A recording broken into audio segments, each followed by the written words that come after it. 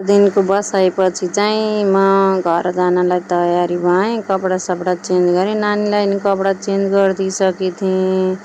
अनि मैले चाहिँ कपाल कोर्न लाएँ। अनि कपाल कोरेर नानी कहाँ गई भनेको त कपडा लगाइदिए कि धारामा यस्तो धारा पानी पुगिसकिरहेछ खेलाइदिए नानी त। किहाल्यो आऊ अघिल्लो दिन माछा पानी ल आएर बाटो चिप्लो थियो, हिलो थियो। छिटो पानीले यता हेर रुजाइसकिछ, कपडा नफेरी नहुने बाटो यस्तो बनाइसकिछ। चिप्लो फेरि लहर उस गर्न नपाउँदै फेरि लोटी छ।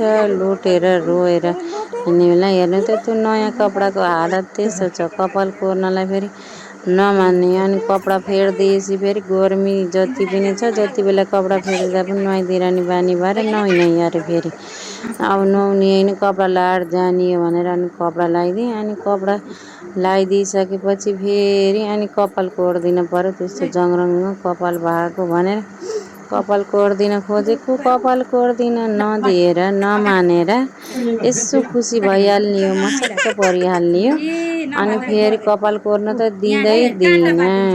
दुईपट्टि बाँधिदिने हो भने कति राम्रो देखिन्थ्यो। त्यो कपडा लगाइदिनु सुहाउँथ्यो भनेर बाँधिदिन खोजेको, मान्दैन। त्यही लोटेको भएर झिझै गरी फेरि अब यो खानासाना खाएपछि सुत्ने बानी पनि परेको। अब सुत्न पनि खोजेर अब सुताउन भएन, हिँड्न पऱ्यो। फेरि हिँड्ने मान्छे त भनेर कपाल कोर्दिन लगाएको, मानिन।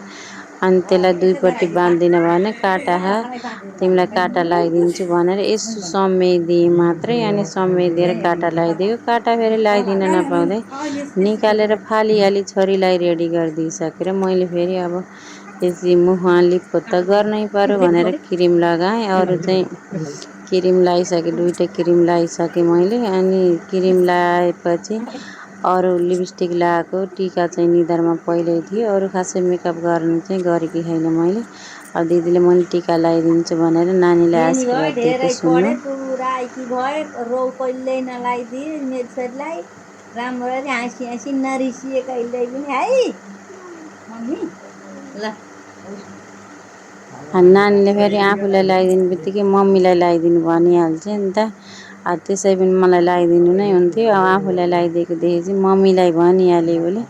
अनि टिका लगाइदिएर हामी चाहिँ दिदीको घरबाट निस्कियौँ। अब भिनाजु चाहिँ निस्कियो भनेर बाटोमा हेर्न आउनु भएको थियो। टाटा गरिदियो अनि बाबुले नानी चाहिँ अगाडि लगाइसकेको थिएँ। अब चाहिँ हामी बाई बाई गरेर दिदीको घरबाट निस्क्यौँ। अनि दिदीको घरबाट गाडी चढ्न चाहिँ धेरै थिएन।